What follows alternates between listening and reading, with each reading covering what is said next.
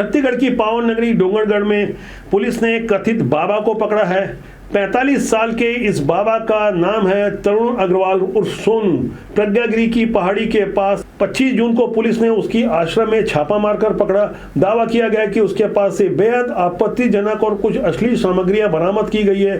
साथ ही ढेर सारा नशीला पदार्थ भी उससे बरामद किया गया है। पुलिस का दावा है कि आश्रम से 2 किलो गांजा, सेक्स टॉय, नशीली गोलियां, वियाग्रा टेबलेट और कुछ इंजेक्शन मिले हैं। इस कथित बाबा तरुण अग्रवाल सोनू के बारे में बताया गया कि 20 साल से वो गोवा में रहता था।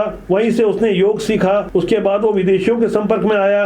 डोंगरगढ़ में पिछले 1.5 साल से एक आश्रम बना कर रहता है, जिसे उसने करीब 6 करोड़ रुपए में खरीदा है। आश्रम के अंदर से जो सामान बरामद किए आप इसे देख सकते हैं। इसके अलावा डोंगरगढ़ पुलिस ने जो आपत्तिजनक वस्तुएं पर बरामद की गई वह भी कम हैरान करने वाली नहीं है। इस आश्रम की गतिविधि के बारे में बिगुल न्यूज को पता चला कि तरुण अग्रवाल विदेशी पर्यटकों को योग सिखाने के नाम पर एक बड़ा नेटवर्क बनाना चाहता था, जिसकी शुरुआत उसने डोंगरगढ़ से की थी। उसने यहाँ लोगों को बताया था कि वो गोवा जैसे हेरिटेज योग सेंटर को खोलना चाहता है। नाक के बीचों बीच गोल रिंग वाली बाली पहने हुए इस बाबा ने बताया कि वो 100 देशों में घूम चुका है। वो एक अंतर्राष्ट्रीय योग गुरु है। उसने दावा किया कि वो 10 से अधिक एनजीओ का डायरेक्टर है और विदेशी फंडिंग भी उसे मिलती रही है। उसकी जानकारी के बाद पुलिस उसके कथित एनजीओ और पासपोर्ट के अलावा बैंक खाते के अलावा सोशल नेटवर्क की भी बारीकी से पड़ताल कर रही है कि आखिर छत्तीसगढ़ में कौन कौन से सफेद पोश उसके साथ जुड़े हुए हैं। पुलिस के अनुसार इस कथित बाबा के आश्रम में जब उसे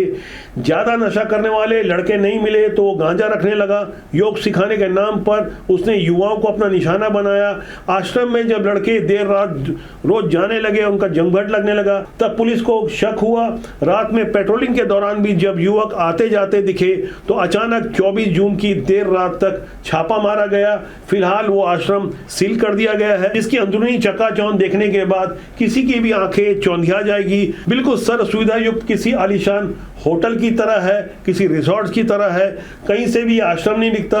इसके महंगे महंगे चमचमाते टाइल्स खास आकर्षण का केंद्र बने हुए हैं। डोंगरगढ़ के एसडीओ आशीष कुंजाम ने इस कथित बाबा तरुण अग्रवाल के बारे में कुछ गहरी बातें बताई। प्राथमिक रूप से उनसे पूछताछ किया गया तो उन्होंने बताया कि विगत 20 वर्षों से वो गोवा में निवासरत थे और विभिन्न यूनिवर्सिटी से उन्होंने योगा का उपाधि उन्होंने ली है और कुछ विदेशियों को भी वो ट्रेनिंग देने का काम करते थे और उसी प्लान में वो डोंगरगढ़ आए थे और यहाँ पर अपना योग आश्रम को डेवलप कर रहे थे। डोंगरगढ़ के इस कथित बाबा तरुण अग्रवाल और उसके आश्रम के बारे में बिगुल न्यूज ने जब पड़ताल की तो कुछ हैरान करने वाली जानकारी सामने आई।